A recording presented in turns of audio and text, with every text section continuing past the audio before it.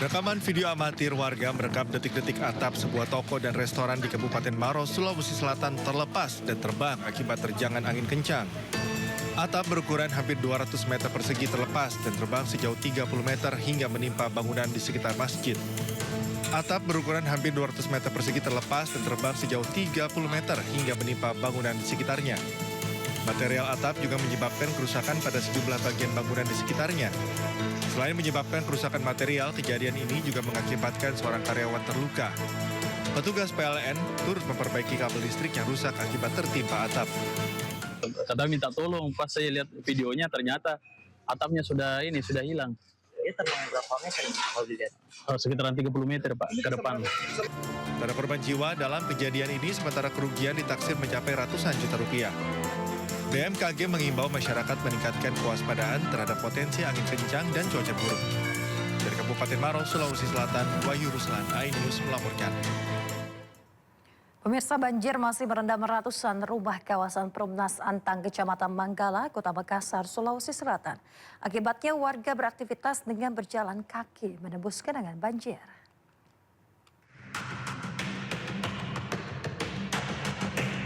Hingga Jumat sore, ratusan rumah masih terendam banjir di kawasan Perumnas Antang, Kecamatan Manggala, Kota Makassar, Sulawesi Selatan.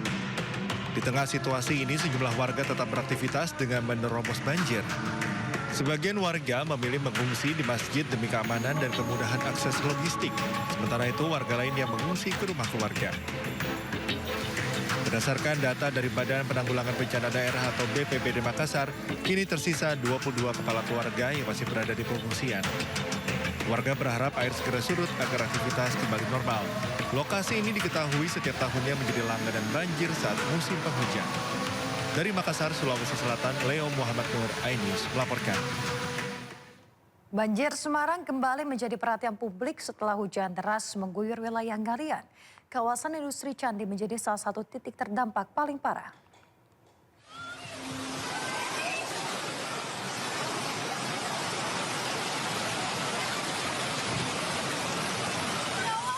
Banjir melanda kawasan industri Candi, Kecamatan Ngalian, Kota Semarang, Jawa Tengah. Hujan deras menjadi penyebab utama meluapnya air ke jalan. Peristiwa yang paling menyita perhatian adalah sepeda motor yang terseret arus. Kejadian tersebut terjadi di dekat kantor polisi kawasan tersebut. Beberapa warga berusaha menarik motor agar tidak terbawa arus lebih jauh. Beruntung kendaraan tidak hanyut jauh dan berhasil diamankan pemiliknya. Selain sepeda motor, sejumlah mobil juga ikut terendam banjir. Titik banjir paling parah berada di sekitar kantor polisi atau Blok 8. Selain faktor hujan ekstrim, banjir diduga disebabkan pendangkalan sungai di sekitar kawasan tersebut. Curah hujan tinggi dan sistem drainase yang kurang optimal diduga mempercepat terjadinya genangan. Meski sempat membuat panik, banjir tidak sampai masuk ke dalam area pabrik. Tidak ada korban jiwa maupun kerusakan yang terjadi. Selain di kawasan industri Candi, banjir juga menerjang Kelurahan Wates, Kecamatan Ngalian. Sebanyak 155 jiwa terdampak akibat rumah mereka tergenang air. Pemirsa, banjir lumpur kembali menerjang desa Mendale, Kebayakan, Aceh Tengah.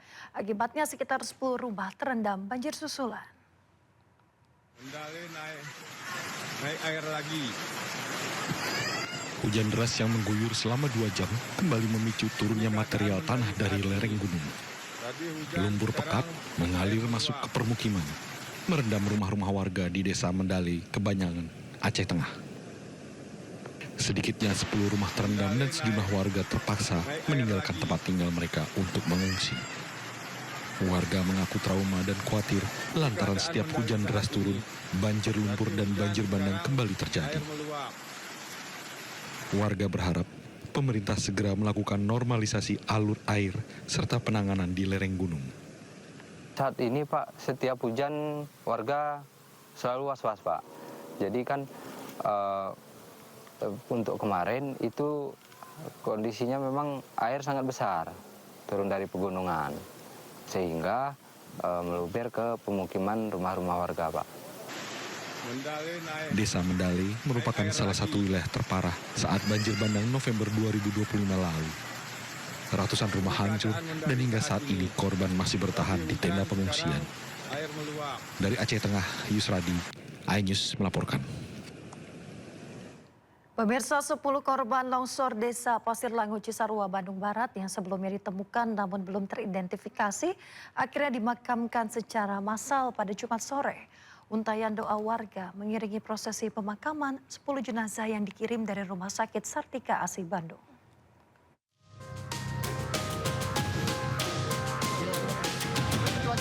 Suasana duka menyelimuti area pemakaman di tempat pemakaman umum Tanah Mati. Satu persatu peti jenazah diturunkan ke liang lahat. 10 jenazah ini sebelumnya dikirim dari Rumah Sakit Sartika Asi Bandung setelah melalui proses identifikasi dan uji DNA. Namun hingga batas waktu yang ditentukan belum ada satupun data yang cocok. Pemakaman massal dilakukan sebagai langkah kemanusiaan agar para korban mendapat tempat peristirahatan yang layak. Pada setiap nisan diberikan tanda dan kode khusus sebagai antisipasi jika di kemudian hari ditemukan kecocokan data DNA atau fakta baru yang dapat mengungkap identitas korban. Ini dari temuan Basarnas diidentifikasi oleh tim DPI dengan berbagai metode tentunya ya, pengenalan fisik dan lain sebagainya. Di akhir sudah diambil sampel DNA-nya. Sampai kemarin barangkali belum ada sampel DNA yang cocok sehingga dikategorikan tidak teridentifikasi. Sebelumnya tragedi longsor menimpa Kampung Pasir Kuning, Pasir Langu, Cisarua, Kabupaten Bandung pada 24 Januari 2026. Data terakhir sekitar 80 jenazah ditemukan, 64 diantaranya berhasil teridentifikasi, sedangkan sisanya masih dalam proses penelusuran. Dari Bandung Barat, Jawa Barat, Yuwono, iNews melaporkan. Pemirsa, ratusan pedagang dan warga menggeruduk kantor Wali Kota Medan, Sumatera Utara. Mereka menolak surat edaran Wali Kota Medan yang ingin menata pedagang daging babi. Dari Wali Kota Medan, tapi mari kita saling menghormati. Tolong hidupkan jaringannya pada hari ini juga. Masa yang tergabung dalam pedagang, konsumen daging babi dan berbagai elemen organisasi masyarakat Batak di Kota Medan Kamis sore berunjuk rasa di depan kantor Wali Kota Medan. Mereka menolak surat edaran Wali Kota nomor 1540 yang mengatur penataan dan pembatasan penjualan daging babi di bahu jalan Kota Medan. Menurut pedagang, kebijakan Wali Kota Medan ini diskriminatif dan rasis karena secara spesifik menyasar pedagang daging non-halal. Kebijakan Wali Kota juga dinilai akan mematikan usaha kecil khususnya pedagang daging babi yang selama ini sudah belasan, bahkan puluhan tahun berjualan. Setelah beberapa perwakilan diterima masuk oleh pihak pemerintah Kota Medan, masa akhirnya membubarkan diri. Aksi unjuk rasa ini sempat menimbulkan kemacetan panjang di beberapa ruas jalan di Kota Medan dan mendapatkan pengawalan ketat dari kepolisian. Dari Medan, Sumatera Utara, Said Ilham, iNews melaporkan. Ya, pemirsa, pelaku pembacokan mahasiswi Universitas Islam Negeri Sultan Syarif Kasim Riau berinisial R ditetapkan sebagai tersangka. Pelaku terancam hukuman 12 tahun penjara dan dikeluarkan dari kampus.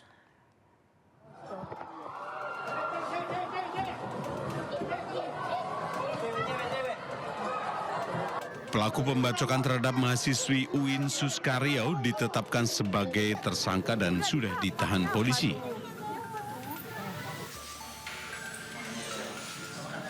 Tersangka dijerat Undang-Undang Nomor 1 Tahun 2023, Pasal 469 KUHP yang mengatur tindak pidana penganiayaan dengan ancaman hukuman maksimal 12 tahun penjara. Sudah dilakukan pengamanan dan saat ini sudah diamankan di Polsek Bina Widya dan demikian yang bisa kami sampaikan teman-teman. Dan ini pemberlakuan daripada undang-undang sudah diterapkan di Undang-Undang Nomor 1 Tahun 2020 ya, Undang-Undang Nomor 1 Tahun 2023 tentang Pasal 469 ya, yang sudah jelas-jelas hukumannya ya jelas 12 tahun penjara dan untuk itu tersangka harus mempertanggungjawabkan perbuatannya. Sementara itu, pihak kampus akan memberikan sanksi tegas berupa pemecatan dari lingkungan akademik. Kampus secara internal memiliki aturan kode etik, tetapi jika dia kasus kriminal, biasanya otomatis mahasiswa ini akan mendapatkan hukuman terberat secara etis. Dari hasil pemeriksaan polisi, tersangka nekat melakukan penganiayaan yang disertai dengan pembacokan karena hubungan asmaranya ditolak oleh korban. Dari Pekanbaru Riau, Indra Yose Rizal, iNews melaporkan. Pemirsa, Norman Tarigan terduga pelaku penganiayaan terhadap kekasihnya kini masuk daftar pencarian orang. Kasus yang menyeret Norman Tarigan terjadi di Bandung, Jawa Barat dan memicu kemarahan publik.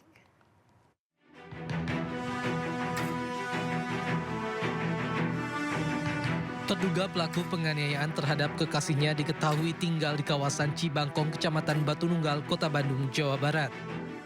Usai kasus kekerasannya mencuat, terduga pelaku Norman Tarigan menghapus seluruh akun media sosialnya.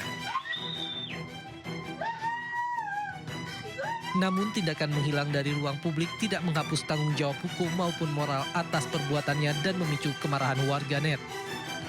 Tak hanya soal kekerasan, pelaku juga kerap meminjam uang kekasihnya.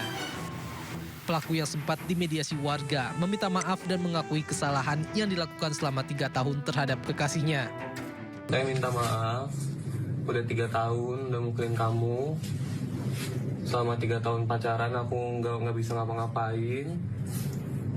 Udah minta maaf, udah pernah bikin kamu susah. Untuk masalah utang aku usahain bayar. Dan apapun yang terjadi aku pokoknya usahain bakal bayar ke kamu. Udah? Selingkuhnya? Ya aku udah pernah selingkuh, aku udah pernah nyakitin kamu, aku udah bikin kamu trauma. Aku minta maaf. Aksi ini mengingatkan bagi siapapun bahwa kekerasan adalah tindak pidana dan kekerasan dalam bentuk apapun tidak dapat dibenarkan dengan alasan emosi, masalah pribadi maupun moral atas perbuatan yang dilakukan. Tim Liputan iNews melaporkan. Ya, kita ke informasi berikutnya, pemirsa. Polisi berhasil menangkap debt collector yang menusuk seorang advokat saat akan melarikan diri. Pelaku ditangkap di dalam bus di Jalan Tol Kalikangkung, Semarang, Jawa Tengah.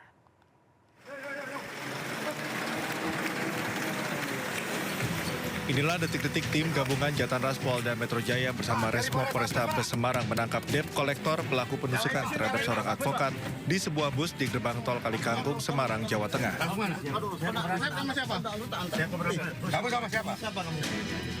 Petugas menangkap pelaku yang hendak kabur keluar kota. Usai ditangkap, pelaku langsung dibawa ke Polda Metro Jaya untuk dilakukan pemeriksaan lebih lanjut. Ini sudah diamankan 1 orang pada saat yang bersangkutan melakukan pelarian dari perbuatan yang dia lakukan. Nah, ini diamankan di sekitar Jawa Tengah, di Kalikangkung, Semarang. Untuk 2 orang lagi masih kami lakukan pengejaran. Sebelumnya, pelaku melakukan penusukan terhadap korban yang merupakan advokat di Kelapa II, Kabupaten Tangerang saat ingin melakukan penarikan kendaraan. Dari Jakarta, Helmi Sajangbati, iNews melaporkan. Ya, pemirsa, 2 pria merampok uang di sebuah minimarket di Palangkaraya, Kalimantan Tengah. Dalam aksinya, pelaku mengancam karyawan kasir menggunakan celurit.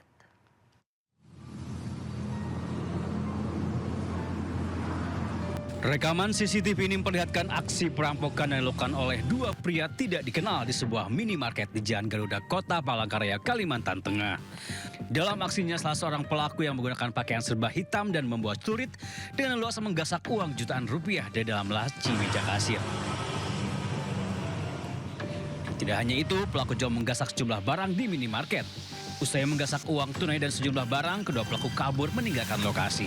Menurut keterangan petugas minimarket, peristiwa terjadi pada pukul 11 malam saat minimarket telah tutup. Sebelumnya, pelaku juga sempat mengancam petugas kasir. Kemarin itu terjadi sekitar jam 11 malam, jadi ada kerugian berupa barang dagang sama uang yang telah diambil sama pelaku ya. Pelakunya terdiri dari 2 orang, menggunakan saja sama menggunakan kayu. Kayunya ada pakunya di situ. Apakah karyawan sempat mendapatkan ancaman atau gimana? Sempat. Jadi karena sempat merasa terancam, jadi langsung diserahkan. Kasus perampokan minimarket ini telah ditangani oleh aparat Polresta Palangkaraya. Dari Palangkaraya, Kalimantan Tengah, Ade Sata, iNews melaporkan.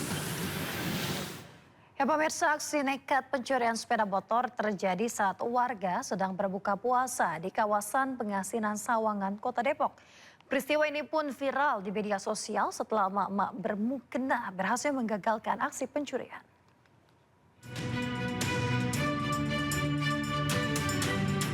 Rekaman CCTV memperlihatkan aksi dua orang pelaku saat berusaha membawa motor yang terparkir di depan rumah korban saat pemilik sedang sibuk berbuka puasa. Pelaku yang diduga sudah menghafal daerah tersebut mencoba melancarkan aksi secara diam-diam. Namun aksi tersebut gagal total setelah istri korban memergoki gerak-gerik mencurigakan sambil berteriak maling dengan nada tinggi. Tanpa melepas mukena, emak-emak ini langsung berlari mengejar pelaku. Teriakan ini pun membuat pelaku panik dan akhirnya melepaskan sepeda motor yang sudah berada di tangannya. Saya naruh motor di sini. Ya biasa kan habis buka puasa, sholat, rapi-rapi mau ke taraweh. Nah sebelum berangkat, tiba-tiba di dalam ada suara, di luar ada suara, plek. Keluar, anak saya keluar, nah, istri saya keluar. Sambil istri saya keluar, motor udah dituntut dibawa ke sana. Nah gitu. Pas itu istri saya teriak, siapa lo, maling. Ya, gitu. Usai kejadian, petugas kepolisian dari Polsek Sawangan langsung mendatangi tempat kejadian perkara. Polisi juga telah mengamankan rekaman CCTV untuk mengidentifikasi pelaku. Dari Depok, Jawa Barat, Yung Rizky, iNews melaporkan. Kita ke informasi lain, pemirsa, harga sejumlah bahan pokok di pasar Semarang terpantau stabil. Kenaikan hanya untuk harga cabai, sementara harga daging ayam terpantau turun. Pemirsa, Direktur Utama Perum Bulog Ahmad Rizal Ramdhani pantau harga sembako di Pasar Johar dan Kancengan Semarang. Pantauan harga pangan dilakukan untuk menjaga stabilitas harga dan juga ketersediaan bahan pangan. Apalagi menjelang Lebaran nanti aktivitas belanja masyarakat yang meningkat. Dari pantauan yang dilakukan, harga komoditas seperti beras dan juga minyak goreng masih dalam koridor harga eceran tertinggi yang ditetapkan pemerintah. Kenaikan ada pada harga cabai merah dari Rp28.000 menjadi Rp32.000. Sementara harga daging ayam dari Rp40.000 turun menjadi Rp35.000 per kilogram. Pihak Bulog menyatakan meski harga sejumlah bahan pangan naik, namun harga sembako di Semarang masih terkendali. Dan Bulog akan terus memantau harga kondisi secara berskala agar tetap terjaga jelang dan juga setelah Lebaran.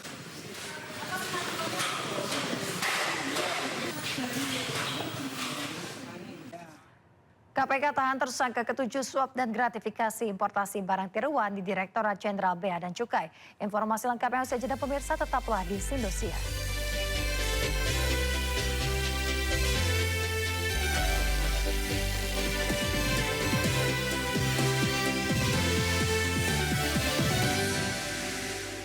Terdakwa kasus dugaan penghasutan berujung demo ricuh, Del Pedro Barhayan dituntut 2 tahun penjara oleh jaksa penuntut umum.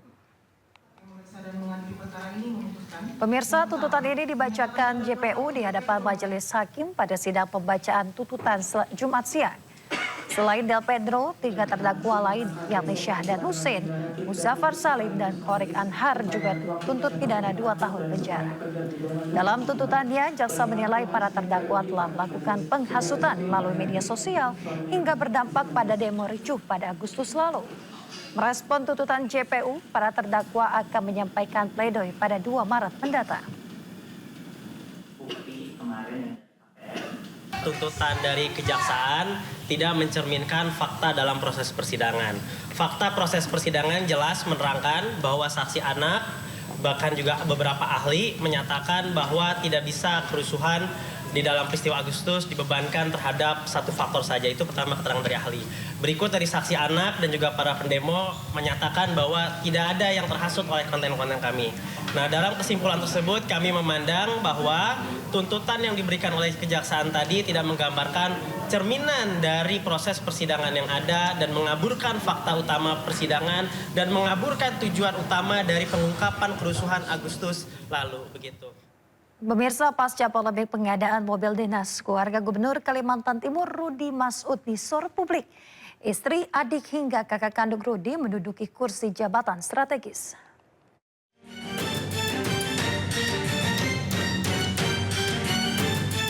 Istri, adik, dan kakak kandung Gubernur Kalimantan Timur Rudi Masud menduduki kursi jabatan strategis di lingkungan pemerintahan daerah hingga DPR RI. Istri Rudi Masud, Sarifah Suraidah, menjabat sebagai anggota Komisi 6 DPR RI dari fraksi Partai Golkar. Ia terpilih menggantikan suaminya Rudi Masud yang maju di Pilgub Kaltim.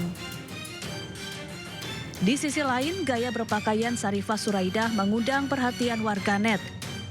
Sarifah kerap berpakaian nyentrik bergaya khas noni Belanda. Sebagian warganet menilai gaya Sarifah unik dan merupakan kebebasan berekspresi. Tapi ada juga yang menilai berlebihan. Selain istrinya, kakak Rudi Masud, Hasanuddin Masud, menjabat sebagai Ketua DPRD Kalimantan Timur.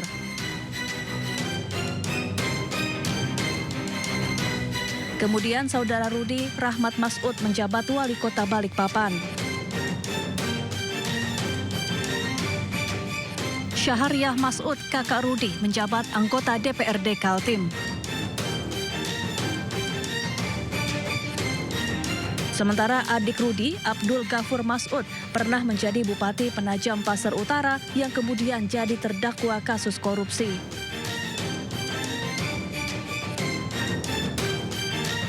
Rudi Masud membantah tuduhan politik dinasti. Menurutnya, keluarganya memenuhi syarat untuk mengikuti pemilu dan dipilih langsung oleh rakyat.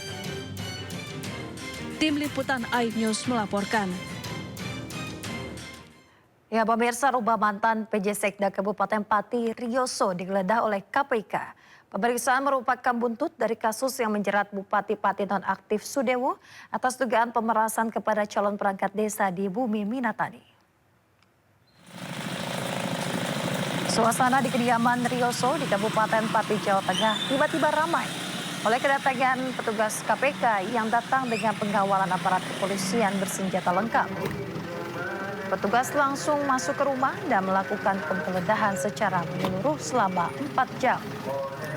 Penggeledahan ini merupakan bagian dari pengembangan perkara dugaan tindak pidana korupsi yang sebelumnya menjerat Bupati Pati nonaktif Sudewo. Penyidik dikabarkan tengah menyusuri dugaan adanya aliran dana dan juga peran sejumlah pihak dalam pengelolaan anggaran di lingkungan pemerintah Kabupaten Pati. Dari lokasi penggeledahan, petugas membawa sejumlah koper dan juga dokumen penting serta alat elektronik yang diduga berisi catatan aliran dana serta data proyek pembangunan tahun anggaran berjalan.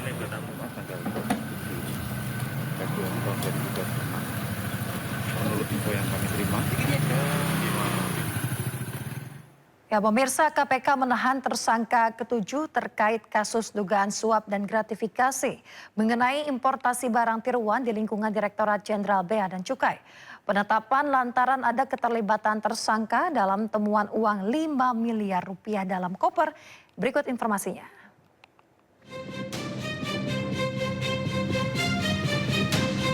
Berdasarkan hasil pemeriksaan KPK, Budiman Bayu Prasojo ditetapkan tersangka terkait kasus dugaan korupsi importasi barang di Direktorat Jenderal Bea Cukai. Pada penggeledahan rumah di Ciputat, KPK menyita sejumlah barang bukti di antaranya uang senilai 5 miliar rupiah. KPK mengungkap barang palsu dan ilegal bisa masuk ke Indonesia karena kasus suap pegawai Direktorat Jenderal Bea Cukai Kementerian Keuangan. KPK kemudian menaikkan perkara ini ke tahap penyidikan dan menetapkan 6 orang tersangka.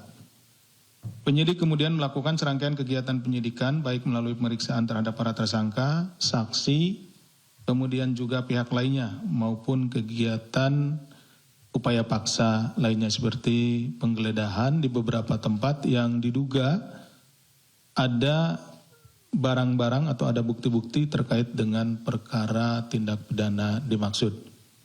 Dalam proses penyidikan tersebut diketahui bahwa sejak November 2024, Saudara SA selaku pegawai pada Direktorat Penindakan dan Penyidikan atau P2 Bea dan Cukai diduga menerima dan mengelola uang dari perusahaan yang produknya dikenai cukai, ya, baik itu yang diproduksi di dalam negeri maupun juga barang impor, ya, yang produknya dikenai cukai dan juga para importir. Atas perintah Saudara BBP selaku Kepala Seksi Intelijen Cukai P2 DJBC dan Saudara SIS selaku Kepala Subdirektorat Intelijen Penindakan dan Penyidikan Direktorat Jenderal Bea dan Cukai atau Kasubdit Intel P2 DJBC. Sebelumnya Budiman Bayu Prasojo ditangkap pada Kamis sore.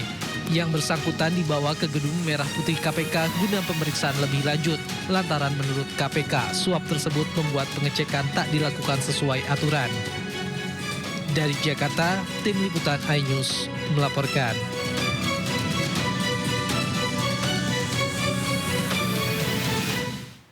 Ya, pemirsa, KPK ungkap ada setoran bulanan kepada pejabat Dirjen Bea Cukai untuk loloskan barang impor palsu atau KW.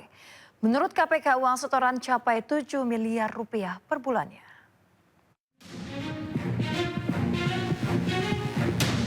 Komisi Pemberantasan Korupsi mengungkap ada setoran atau jatah bulanan sebesar 7 miliar rupiah untuk pejabat di Direktorat Jenderal Bea Cukai Kementerian Keuangan.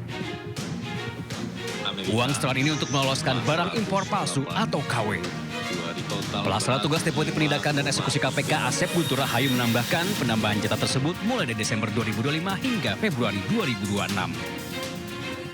Berarti hanya 3 bulan, Desember 2025, Januari 2026, dan Februari 2026. Bahwa penerimaan uang ini juga dilakukan secara rutin setiap bulan sebagai jatah bagi para oknum di DJBC. Nih, bayangkan ini baru 3 bulan aja, nah tadi kan jumlahnya udah sekian ya. Apalagi dihitung mundur gitu ya, berapa bulan ke belakang. Dalam kasus ini KPK menetapkan 6 orang sebagai tersangka kasus dugaan suap importasi barang di Ditjen Bea Cukai. Penetapan ini merupakan kelanjutan operasi tangkap tangan KPK di Jakarta dan Lampung pada 4 Februari lalu. 1 dari 6 tersangka tersebut hingga kini masih buron. Tim Liputan iNews melaporkan. Kita ke informasi lain, pemirsa. Roy Suryo, Rizmon Sianipar, dan Tifauzia Tiasuba atau Dr. Tifa telah bersurat ke Inspektorat Pengawasan Umum Irwasum Polri, Komjen Wahyu Widada. Ketiga tersangka meminta penyidikan kasus tudingan ijazah palsu Presiden ke-7 Joko Widodo dihentikan. Pengacara Roy Suryo CS Refli Harun mengatakan langkah itu dilakukan karena banyaknya kecerobohan yang dilakukan polisi sejak awal menangani kasus tersebut. Refli menyinggung ada yang mengkritik langkah pihaknya menyurati Irwasum. Padahal menurutnya Irwasum berwenang mengawasi kinerja anggota Polri. Roy Suryo CS juga telah mengajukan gugatan atau uji materi ke Mahkamah Konstitusi. Gugatan itu diajukan untuk menjadi pesan agar pasal-pasal KUHP tak digunakan untuk mengkriminalisasi peneliti. Banyak sekali kecerobohan-kecerobohan penyidik dalam melakukan proses penyidikan ini. Itulah sebabnya kami kemudian mengirim surat ke Irwasum. Lalu kemudian ada yang mengatakan dengan sok tahu mengatakan, waduh bodoh sekali di Balai RT. Kok mengirim suratnya ke Irwasum? Nah, itu mereka nggak paham. Ya kita paham kalau minta menghentikan penyidikan ya ke penyidik. Cuman yang kita bicara itu adalah governance, ya. Governance penyidikan kasus ijazah secara umum, baik di Bareskrim Mabes Polri maupun di Polda Metro Jaya. Makanya kita mintanya ke Inspektur Pengawasan Umum Mabes Polri sana yang wilayah kerjanya seluruh Indonesia dan kemudian bosnya Pemirsa, tim hukum Presiden ke-7 Republik Indonesia Joko Widodo kembali menyambangi Mapolda Metro Jaya untuk menjalani pemeriksaan tambahan. Ketua tim hukum Joko Widodo kembali mendatangi Mapolda Metro Jaya pada Jumat siang. Kedatangannya bertujuan untuk memberikan keterangan tambahan sebagai saksi. Selain pemeriksaan tambahan, kedatangan mereka juga untuk memastikan terkait dengan status para tersangka tetap berjalan dan tidak ada pencabutan status hukum seperti yang pernah diajukan pihak lain. Pihaknya menegaskan bahwa tim hukum ini telah dibentuk secara resmi oleh Joko Widodo sejak 2 bulan lalu untuk menangani persoalan hukum Presiden ke-7 Republik Indonesia tersebut.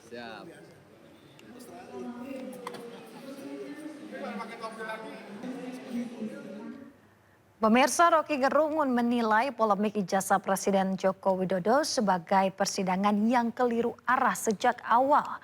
Membawa riset dan perdebatan akademik ke ruang sidang pidana dianggap salah alamat dan mencederai tradisi berpikir ilmiah. Pemirsa, Rocky mengatakan dalam logika akademik, riset tidak pernah final dan tidak bisa diputuskan dengan palu hakim. Inti persoalan bukan terletak pada ada atau tidaknya ijazah semata. Ia juga membandingkan dengan kasus Bill Clinton yang dijatuhi sanksi bukan karena skandal moral, namun karena berbohong di hadapan publik. Jadi kalau kasus yang ditulis oleh Dr. Tifa ini dibawa ke meja sidang di depan hakim, bahkan tidak akan selesai di meja sidang. Karena riset itu selalu sifatnya ongoing, in the making, nggak akan berhenti. Jadi percuma membawa kasus ini ke meja sidang. Bawa kasus ini ke meja sidang akademis. Itu yang dari awal saya inginkan. Ya, pemirsa, Presiden ke-7 Joko Widodo merespon soal gugatan ke Mahkamah Konstitusi agar melarang keluarga Presiden dan Wakil Presiden untuk maju di pemilihan Capres dan Cawapres. Jokowi menegaskan setiap warga negara memiliki kedudukan konstitusional yang sama dan ia akan menghormati putusan MK.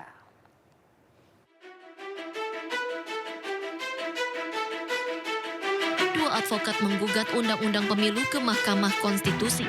Mereka meminta MK melarang keluarga presiden atau wakil presiden mencalonkan diri sebagai capres dan cawapres. Para pemohon meminta Hakim MK mengabulkan permohonan pemohon dan menyatakan pasal 169 Undang-Undang Pemilu bertentangan dengan Undang-Undang Dasar 1945 dan tidak mempunyai kekuatan hukum mengikat. Terkait hal itu, Jokowi angkat bicara. Ia menyebut bahwa setiap warga negara memiliki kedudukan konstitusional yang sama. Individu setiap warga negara itu memiliki kedudukan konstitusional yang sama. Jadi setiap orang bisa mengajukan uji materi ke MK mengenai apapun yang berkaitan dengan undang-undang. Nah, ini kita tunggu saja proses di MK, nanti keputusan MK itu yang harus kita hormati. Ya. Siap. Sementara terkait gugatan yang diajukan dua advokat, Jokowi menyampaikan ditunggu dan akan menghormati keputusan dari MK. Dari Solo, Jawa Tengah, Septiantoro, iNews melaporkan. Ya, pemirsa, Menteri HAM Natalius Pigai menantang Guru Besar UGM Zainal Arifin Muchtar untuk debat terbuka secara langsung di stasiun televisi. Ajakan itu berawal saat Zainal atau Uceng meminta diajari cara memahami HAM dari Menteri Pigai.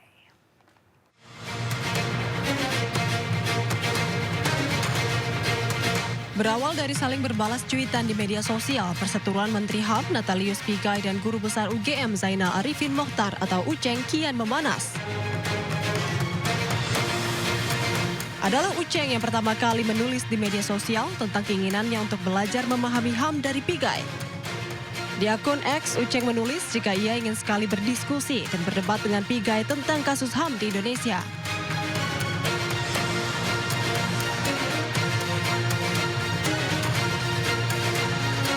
Gayung bersambut, Pigai langsung menanggapi cuitan Uceng.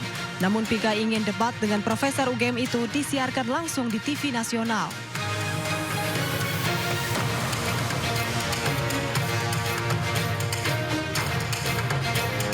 Tak mau kalah, Uceng langsung membalas cuitan Pigai. Uceng meminta agar Pigai yang mengontak pihak televisi karena menurutnya ia sama sekali tidak punya kuasa mengatur stasiun TV. Uceng juga menuliskan pengalamannya sebagai peneliti HAM di Pusat Studi HAM Universitas Islam Indonesia, Yogyakarta, serta gelar S2 Hukum HAM di Amerika Serikat.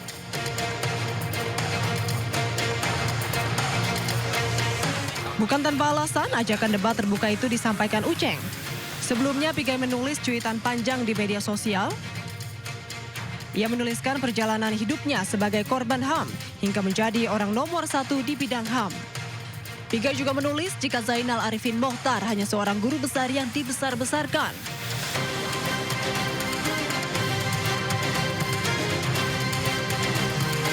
Tak heran jika Uceng terpantik lalu mengajak Pigai debat terbuka tidak hanya berbalas kata di sosial media. Tim Liputan iNews melaporkan. Pemirsa, pekan kedua Ramadan, harga sayuran di sejumlah pasar tradisional mulai naik. Kenaikan harga terjadi akibat cuaca buruk yang melanda sejumlah daerah. Pemirsa, di pasar di wilayah Jakarta, harga sayur mayur seperti kol, kangkung, oyong, dan pare terpantau mengalami kenaikan cukup signifikan. Kenaikan harga terjadi karena sejumlah daerah masih mengalami cuaca buruk, sehingga mempengaruhi hasil panen. Sementara itu pemirsa, harga cabai yang sebelumnya naik ini berangsur normal. Adapun harga daging sapi dan telur ayam masih terpantau stabil.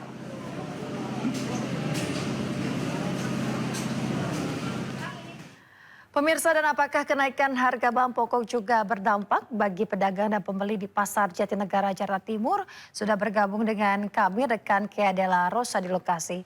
Selamat siang Kea, bagaimana pantauan harga pangan di sana? Silakan.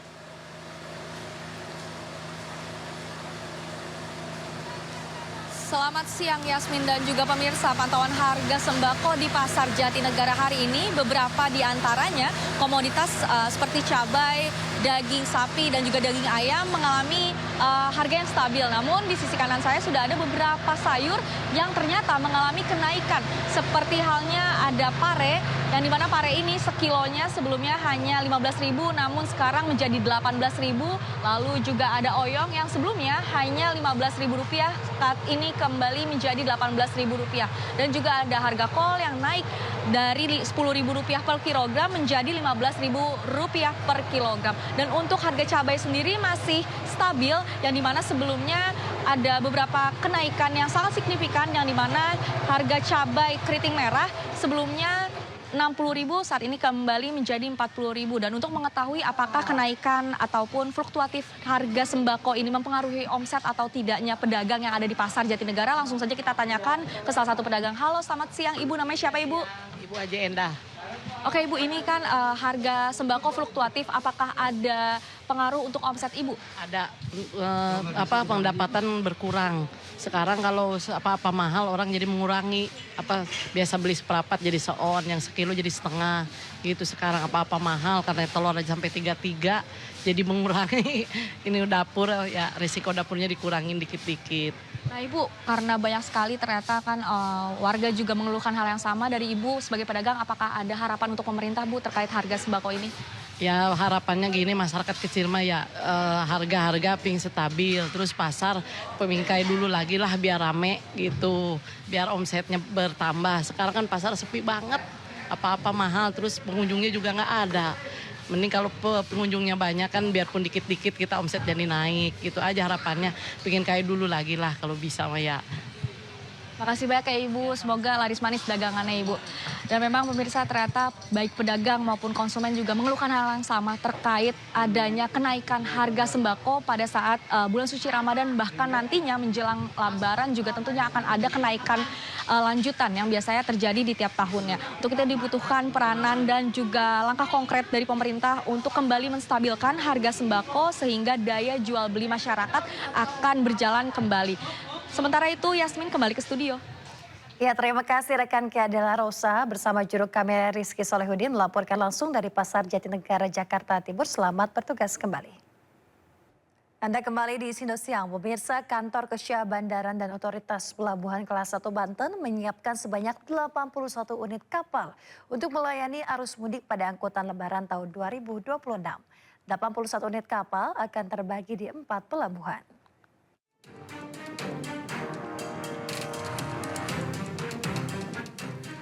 Direktorat Jenderal Perhubungan Laut pada Kantor Kesia Bandaran dan Otoritas Pelabuhan Kelas 1 Banten menyiapkan sebanyak 81 unit kapal Roro di lintas Merak Bakauheni maupun sebaliknya untuk melayani arus mudik pada angkutan Lebaran tahun 2026. 81 unit kapal akan terbagi di 4 pelabuhan, yaitu Pelabuhan Penyeberangan Merak, Pelabuhan Pelindo Regional 2 Banten Ciwandan, Pelabuhan Bandar Bakau Jaya Bojonegara, dan Pelabuhan Krakatau Bandar Samudra. Untuk di Pelabuhan Penyeberangan Merak sebanyak 52 unit kapal, di Pelabuhan Pelindo Regional 2 Banten Ciwandan sebanyak 13 unit kapal, di Pelabuhan Bandar Bakau Jaya sebanyak 14 unit kapal, dan Pelabuhan Krakatau Bandar Samudra sebanyak 2 unit kapal. Pemerintah menyiapkan ini dan memastikan bahwa kapasitas ruang muat dapat mengangkut semua kendaraan-kendaraan yang akan melaksanakan Lebaran pada tahun 2026 ini. Dengan adanya tambahan pengoperasian kapal untuk angkutan Lebaran tahun ini dibandingkan pada angkutan Lebaran tahun kemarin, diharapkan dapat memaksimalkan muatan daya angkut bagi para pemudik, baik untuk penumpang maupun kendaraan. Dari Cilegon, Banten, Iskandar Nasution, iNews melaporkan. Ya, pemirsa, lantas kita akan memantau juga situasi terkini di Stasiun Pasar Senen, Jakarta Pusat. Sudah ada rekan Hadisti Arifa di lokasi. Selamat siang, Hadisti. Di Stasiun Pasar Senen sendiri, berapa jumlah kursi yang sudah terjual untuk mudik Lebaran nanti? Iya.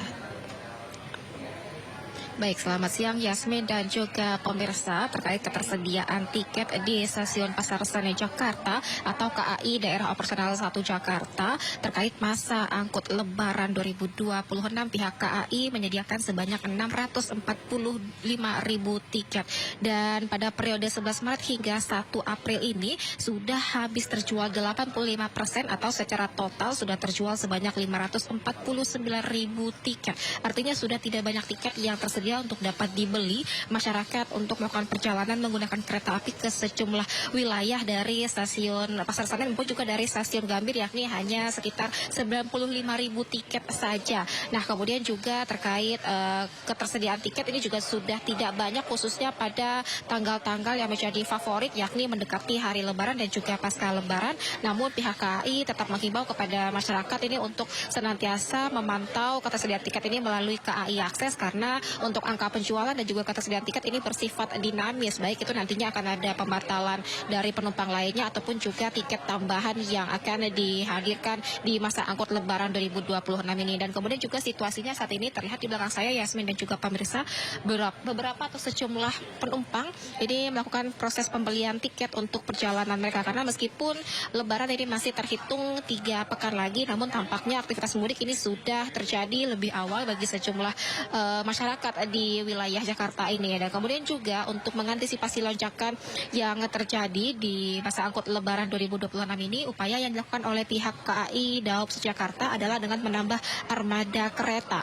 Secara total akan ada sebanyak 86 armada kereta yang beroperasi.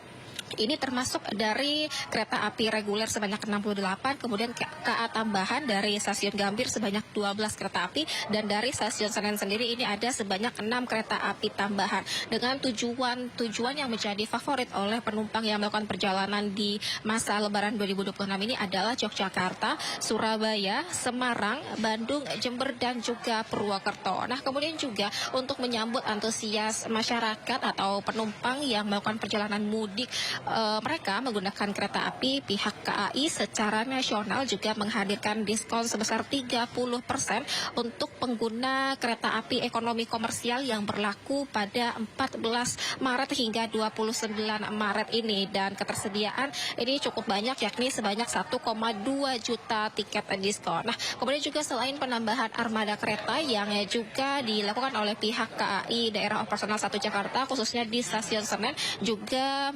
meningkatkan fasilitas dan juga kenyamanan bagi penumpang yang akan melakukan perjalanan, mulai dari ruang tunggu yang sudah luas, kemudian juga peningkatan kursi tunggu agar dapat menampung ribuan calon penumpang yang akan melakukan perjalanan sebelum kereta mereka tiba, kemudian juga tentunya menambah petugas customer service mobile, serta juga memastikan ruang laktasi dan fasilitas kesehatan ini beroperasi 24 jam bagi para pemudik atau penumpang yang akan melakukan perjalanan, serta juga ada area bermain anak anak-anak, sehingga tentu ini ramah bagi keluarga yang membawa anak-anak mereka dalam perjalanan menggunakan kereta api. Dan selain itu juga pihak KAI memberikan himbauan kepada calon penumpang ini untuk memperhatikan jadwal keberangkatan dan memastikan agar tiba lebih awal sebelum jam keberangkatan untuk menghindari keterlambatan, baik itu karena macet di perjalanan maupun juga penumpukan calon penumpang di area stasiun Senen Jakarta ini. Yasmin.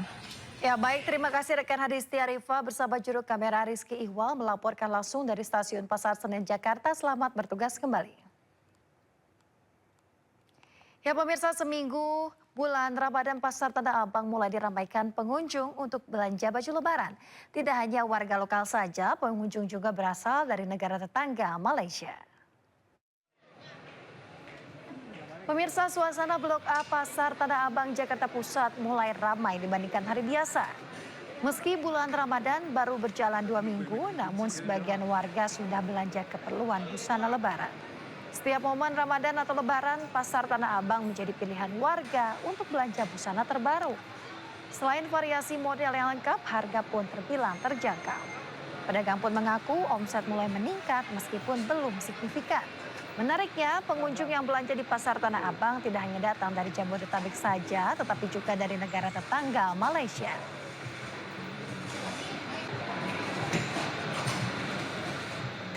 Saya datang dari Kuala Lumpur, Malaysia bersama suami dan juga kakak saya, my sister. Ya. Jadi alasannya kenapa nih lebih milih belanja ke Pasar Tanah Abang? Kenapa nggak di Kuala Lumpur, di Malaysia begitu? Alasannya kenapa nih lebih milih belanjanya, shoppingnya di Tanah Abang ini? Pertama sebab perubahan fashion dekat Indonesia, especially di Jakarta, sangat cepat. Dan yang kedua, baju muslimahnya lebih banyak pilihan. Dan yang ketiga, sudah tentu harganya jauh lebih murah lah daripada di Malaysia. Dan, ya. Jadi emang sudah rutin tiap tahun datang ke Indonesia, ke Tanah Abang, atau ini baru pertama kali, for the first time? Rutin. Every year I came here 3 to 4 times per year. Why? Because I like the fashion and the price is very, very affordable, and so I can buy for the whole of the family. Anda kembali di Sinar Siang. Pemirsa, di bulan Ramadan setiap umat muslim di dunia berlomba-lomba beribadah, tak terkecuali bagi siswa sekolah luar biasa di Tulung Agung, Jawa Timur. Dengan keterbatasannya, para siswa tunanetra di SLB PGRI Kedung Waru melantunkan ayat suci Al-Quran.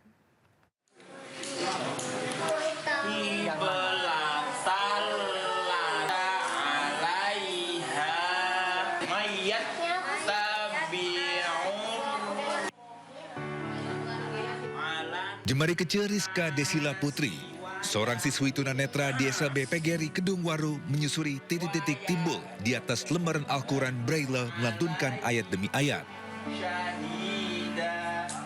Bagi Rizka, titik Braille bukan sekedar kode, melainkan cahaya yang menuntunnya membaca kalam ilahi.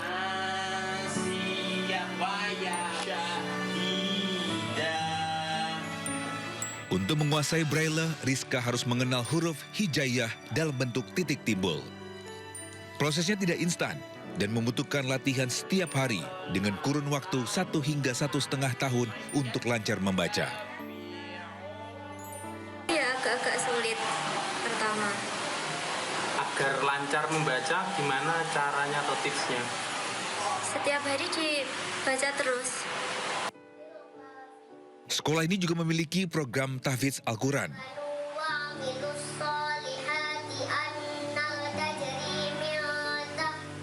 Seperti Dinadin dan Nanda yang tengah melantunkan hafalannya dengan metode guru membacakan, siswa mendengarkan, lalu mengulanginya hingga melekat dalam ingatan.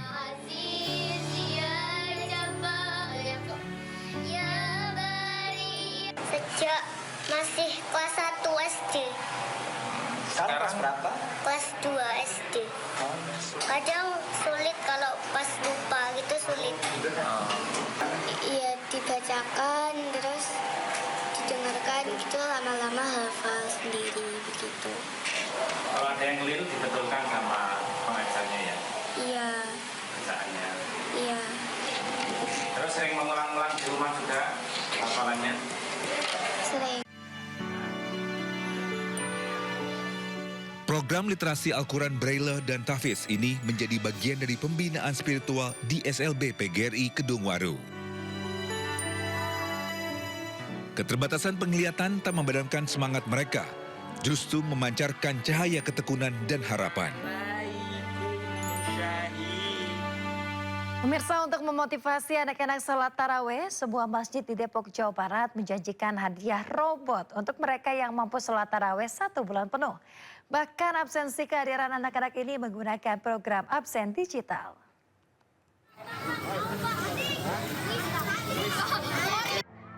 Seperti inilah antrian ratusan anak usai menjalani sholat tarawih di Masjid Al-Marjan di Perumahan Permata Depok Regency, Cipayung, Kota Depok, Jawa Barat. Mereka antusias dalam mengikuti barisan antrian untuk melakukan absen digital. Bahkan seperti tahun lalu, jika dapat mengikuti sholat tarawih selama 1 bulan penuh, anak-anak bisa memperoleh sejumlah merchandise berupa robot, baju, hingga gantungan kunci. Aku punya target kalau misalkan aku harus full, biar aku bisa dapat hadiah juga, biar aku bisa dapat pahala juga. Kamu masih sekolah? Iya. Aku kelas 6 SD. Selain memotivasi anak-anak menjalani ibadah sholat tarawih, program absen digital ini pun bisa dijangkau oleh para orang tua untuk memantau kehadiran sang anak di masjid. Kami sangat menyambut baik. Ini alhamdulillah saya punya 2 putra putri. Ini putri yang kecil, sekarang TKB. Alhamdulillah ini sudah tahun kedua mengikuti absensi robot di sini. Puasa tahun keempat. 2 tahun pertama lebih banyak tarawih di rumah. Karena belum ada umpan dorongan untuk ke masjid. Nah, tetapi ketika absen robot sudah mulai tahun kemarin, Masya Allah, mereka tidak mau ketinggalan tarawih. Bahkan mudiknya nanti aja supaya nggak ketinggalan sama tarawih di sini, demi absen robotnya juga. Untuk tahun ini sudah 12 masjid yang tergabung dalam program STAM dan SET aplikasi ini. Jumlah total dari Warrior itu sampai kurang lebih 880 anak. Udah mencapai target kita 1.000. Ini juga melibatkan dari tim admin juga. Admin kita dari seluruh total itu ada 179 admin. Jadi total yang untuk pengguna aplikasi ini sudah hampir 1.000. Alhamdulillah target kita tercapai. Gitu. Diharapkan program ini dapat dilakukan oleh setiap masjid dan musola yang ada di Kota Depok. Program ini pun tanpa adanya pungutan biaya apapun jika adanya masjid atau musola yang ingin ikut serta dalam program tersebut. Dari Depok, Jawa Barat, Iyung Rizky, iNews melaporkan. Pemirsa, bak sebuah kerajaan masjid unik yang berada di Cirebon, Jawa Barat menarik perhatian warga yang melintas. Lantas seperti apa keunikan masjid ini? Berikut informasinya.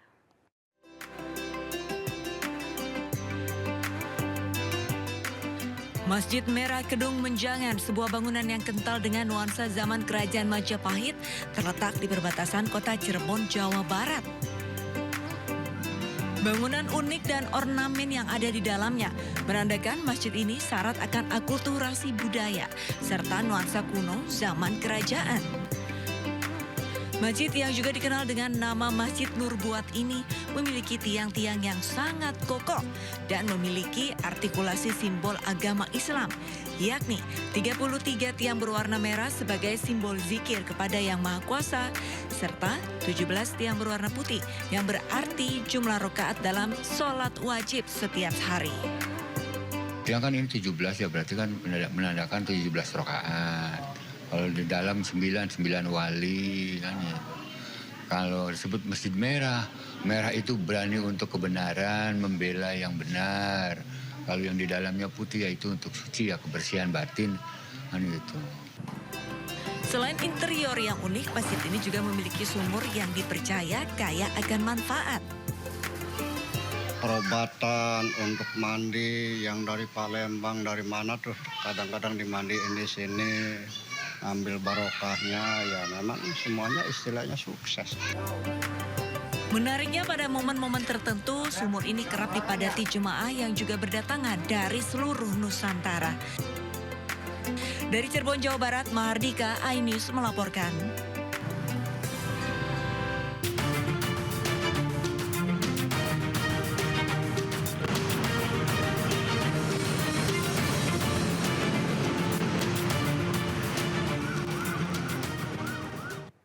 Ya pemirsa, saatnya kita simak pantauan arus lalu lintas siang hari ini. Kami telah terhubung dengan Brigadir Cici Yarangga dari NTMC Polri yang kini berada di kawasan Lapangan Banteng, Jakarta Pusat. Selamat siang Brigadir Cici, bagaimana pantauan arus lalu lintas dari tempat Anda melaporkan saat ini? Ya, selamat siang Yasmin dan juga pemirsa. Mari kita update informasi arus lalu lintas pada akhir pekan kali ini, yang mana untuk kondisi arus lalu lintas yang hari ini bisa terpantau bersama di layar kaca Anda bahwa kendaraan-kendaraan yang melintas pada kawasan ini terpantau dalam keadaan relatif lancar. Memang belum terlihat adanya peningkatan jumlah volume arus kendaraan untuk kawasan Lapangan Banteng sendiri. Hingga siang ini kendaraan-kendaraan yang melintas dari arah Blok M ataupun dari arah Lapangan Banteng yang nantinya akan berbelok ke kanan menuju ke arah Harmoni, Grogol ataupun ke arah Tugu Tani dan juga ke arah Menteng nantinya hingga saat ini masih dalam keadaan relatif lancar, belum terlihat adanya peningkatan jumlah volume arus kendaraan dan aktivitas masyarakat juga di sekitaran kawasan ini masih terbilang normal. Dikarenakan memang seperti kita ketahui masih dalam masa puasa yang mana untuk aktivitas masyarakat sendiri saat ini belum terlihat adanya aktivitas yang cukup melonjak. Namun perlu kami informasikan juga bahwa pemirsa, pada sekitaran kawasan Lapangan Banteng sendiri saat ini sedang digelar Hari Raya Imlek ataupun Festival Imlek 2577 yang mana sudah berlangsung dari kemarin hingga nanti tertanggal 3 Maret 2026. Dan untuk kendaraan-kendaraan yang melintas pada sekitaran kawasan ini masih terbilang normal, dan untuk bagi para pengendara yang nantinya akan melintasi kawasan ini, kami himbau untuk antisipasi kepadatan kendaraan yang akan terjadi pada sore hari nanti, dikarenakan memang pelaksanaan Imlek yang digelar di Lapangan Harmoni. Perlu diketahui bersama bahwa sore hari ini atau tertanggal 28 Februari 2026 merupakan puncak acara yang dimana pada sore hari nanti akan dihadiri langsung oleh Bapak Presiden Republik Indonesia. Untuk itu bagi para pengendara yang nantinya akan menghabiskan akhir pekan Anda di sore hari nanti pukul 3 sampai dengan malam agar mengantisipasi jalanan yang akan dilintasi, dan juga kami himbau untuk mengikuti arahan dari rekan-rekan kami yang nantinya akan bertugas pada sekitaran kawasan ini. Dan juga panitia menyampaikan bahwa Bapak Presiden Prabowo Subianto dijadwalkan hadir bersama beberapa jajaran kabinet Merah Putih sebagai bentuk dukungan terhadap peran budaya yang memperkuat persatuan nasional. Untuk itu bagi para pengendara yang nantinya akan menghabiskan libur akhir pekan Anda untuk melihat Festival Imlek pada sekitaran kawasan Lapangan Banteng agar mencari tempat parkir yang telah disediakan oleh panitia pelaksana demi membantu kelancaran lalu lintas dan juga membantu kenyamanan bersama di jalan. Dan untuk pemirsa yang ingin mengakhiri akhir pekan Anda baik di kota Jakarta maupun kota-kota besar lainnya, jika Anda ingin mengupdate tentang perkembangan arus lalu lintas di daerah Anda, pemirsa juga dapat menghubungi call center kami di 1500669 ataupun melalui SMS center di 9119. Yasmin, demikian laporan lalu lintas yang ini yang dapat kami update langsung dari sekitaran kawasan Lapangan Banteng, Jakarta Pusat. Semoga bermanfaat bagi masyarakat dan silakan kembali ke Anda di studio. Ya baik, terima kasih Brigadir Cici Yarangga atas laporan Anda dari kawasan Lapangan Banteng, Jakarta Pusat. Selamat bertugas kembali, salam presisi.